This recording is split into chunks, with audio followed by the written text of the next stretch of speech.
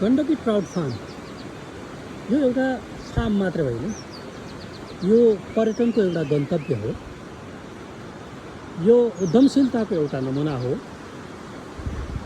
व्यावसायिकताको एउटा पहिचान हो र आत्मनिर्भर हुने अभियानको एउटा दरिलो खम्बा हो भनेर मैले बुझेँ। जब म यो ट्राउट फार्ममा आएँ, यहाँको सञ्चालकसँग कुराकानी गरेँ। यो 17 वर्षदेखि यो ट्राउट फार्म सञ्चालनमा छ। यो ट्राउट फार्मको एउटा कुनामा छु म अहिले। ट्राउट फार्मको जम्मा एउटा कुनामा मात्र छु र यो अर्को कुरासम्म पुग्दै गर्दाखेरि मलाई केही मिनट लाग्न सक्छ।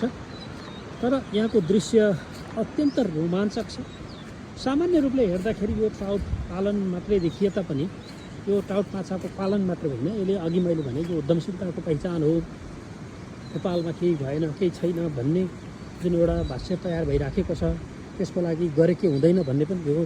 तर निरन्तर एउटै काम, एउटै पेसामा चाहिँ वर्षौँ वर्ष लाग्नु सक्नुपर्छ भन्ने एउटा उदाहरण हो यो हामीले देखायौँ। यति विशाल ठाउँ छ।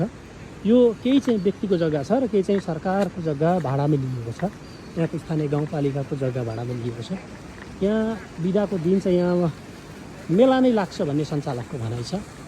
यो ट्राउट माछा जिउँदो जुन पोखरीबाट निकालेर लगिन्छ त्यो चाहिँ 1200 रुपियाँ किलो र पकाएर खाँदा अथवा लैजाँदा त्यो चाहिँ 1700 रुपियाँ किलोमा अहिले बिक्री भइरहेको रहेछ। हामीले यसको दृश्य, यो रमणीय दृश्य, यसको व्यवस्थापन, यहाँ चाहिँ 8वटा कोठा पनि रहेछ, बस्नको लागि व्यवस्थापन गरिएको रहेछ र यो अत्यन्त सुन्दर तरिकाले हरेक चिजको व्यवस्थापन गरेर यसको चाहिँ निर्माण गरिएको छ, त्यो हामीले देख्यौँ।